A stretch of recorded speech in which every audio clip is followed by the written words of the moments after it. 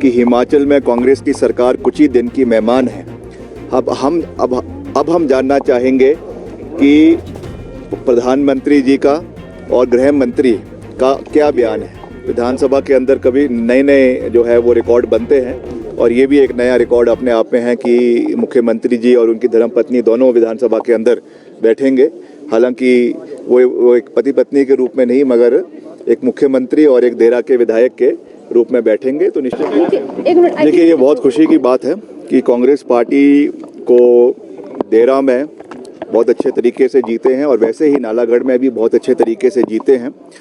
हमीरपुर में कुछ मतों से कांग्रेस नहीं जीत पाई है, उसका हमें खेद भी है, मगर फिर भी ये जो एक मैसेज पूरे प्रदेश के अंदर था, जो दल बदलने की राजनीति एक भारतीय जनता पार्टी जिसको चलाने की कोशिश कर रही थी, आज उसके खिलाफ लोगों ने अपना जनादेश दिया है। और ये उस बयान में जो है अब उसके बहुत मायने हैं। जो प्रधानमंत्री नरेंद्र मोदी जी ने जब वो चुनाव के समय यहाँ पर आए थे और उन्होंने कहा था कि हिमाचल में कांग्रेस की सरकार कुछ ही दिन की मेहमान है। अब हम जानना चाहेंगे कि प्रधानमंत्री जी का और गृह मंत्री का क्या बयान है।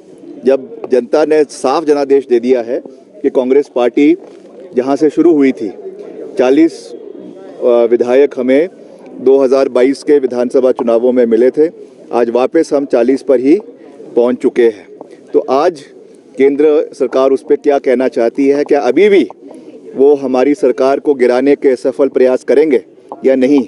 इस विषय पर जयराम जी को अपनी स्थिति स्पष्ट करनी चाहिए। सर, हिमाचल के लिए क्या मायने हैं, क्योंकि जो कुछ एपिसोड हिमाचल प्रदेश में पिछले दिनों हुआ उसके बाद फिर 40 हुए, इस जीत के मायने क्या है? मायने ये है कि जनता जो जनादेश देती है हमें उसको रिस्पेक्ट करना है, चाहे हार है चाहे जीत है, उसको पॉजिटिव स्ट्राइड में लेने की आवश्यकता है।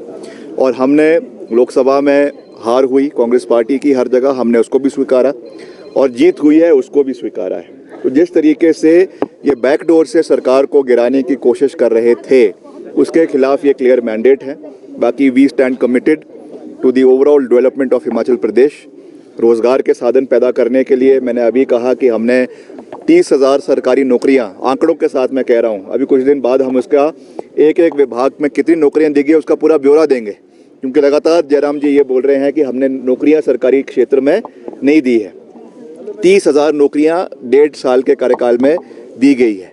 इसके अलावा प्रदेश में जो भी हमने कमिटमेंट्स करी है उनको हम लगातार पूरा कर रहे हैं और आने वाले समय में हम प्रदेश में और मजबूती से कार्य करेंगे। मैं तो यही सहयोग चाहूँगा कि अब चुनाव खत्म हो चुके हैं, केंद्र से भी मैं ये सहयोग चाहूँगा कि वो हिमाचल को राजनीतिक दृष्टि से अब देखना बंद करें और हिमाचल के जो भी हित यहाँ के हैं, चाहे वो सड़कों की बात है, चाहे वो पेयजल योजनाओं की बात है, चाहे वो यहाँ पर हमारा रेवेन्यू डेफिसिट ग्रांट जो एक समय में 12,000 करोड़ रुपए हिमाचल को मिलता था, आज मात्र 2,000 करोड़ रुपए हिमाचल को मिल रहा है। अभी 16वां वित्त आयोग हिमाचल प्रदेश आया, अब अगर इनकी अभी भी आंखें नहीं खुल रही है तो मैं समझता हूं कि बहुत दुर्भाग्यपूर्ण होगा।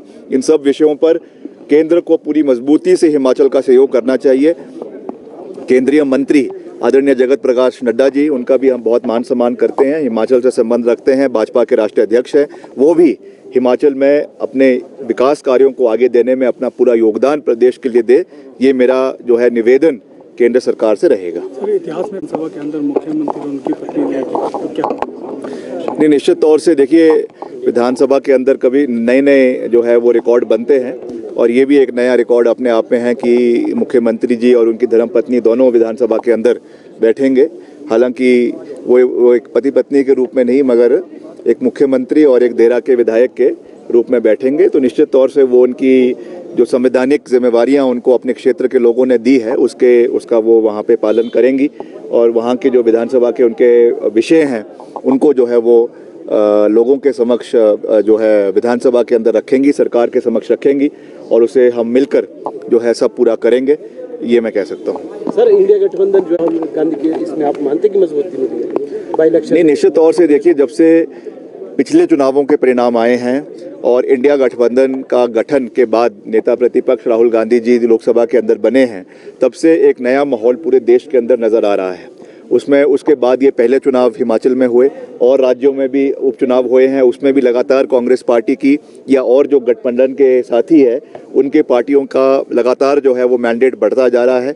और अभी जो आगामी हमारे कई विधानसभा क्षेत्रों में चुनाव भी है, कई राज्यों में है जिसमें हरियाणा प्रमुख रूप से है, वहाँ पर साफ दिख रहा है, writing is on the wall कि कांग्रेस पार्टी की सरकार जो है वो हरियाणा के अंदर बनने जा रही है। इसके अलावा और जहाँ पे भी राज्यों में चुनाव होंगे हमें पूरा विश्वास है कि इंडिया गठबंधन पूरी मजबूती से आगे बढ़ेगा और जो विषय पूरी मजबूती से राहुल गांधी जी और दल के नेता विधानसभा लोकसभा के अंदर उठा रहे हैं, जिसमें नीट भर्तियों का एक बहुत बड़ा घोटाला है या और जो विषय हैं उसके बारे में उठा रहे हैं, उसका समर्थन प्रदेश के लोगों का, देश के लोगों को उनका मिल रहा है। और अभी खास रूप से जो उन्होंने अग्निवीर योजना के बारे में बहुत मजबूती से लोकसभा के अंदर जिस बात को रखा और उसकी पुख्ती खुद जो है वो उनके परिवार के लोगों ने करी है। उन्होंने कहा है कि जो सहयोग और जो मान सम्मान अग्निवीर जो है शहीद हुए हैं युवा, उनको नहीं मिला है, वो उनको मिलना चाहिए।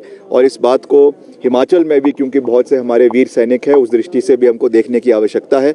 और निश्चित तौर से आने वाले समय में इंडिया गठबंधन का और अच्छा प्रदर्शन आगामी चुनावों के अंदर रहेगा, ये मुझे पूरा विश्वास है।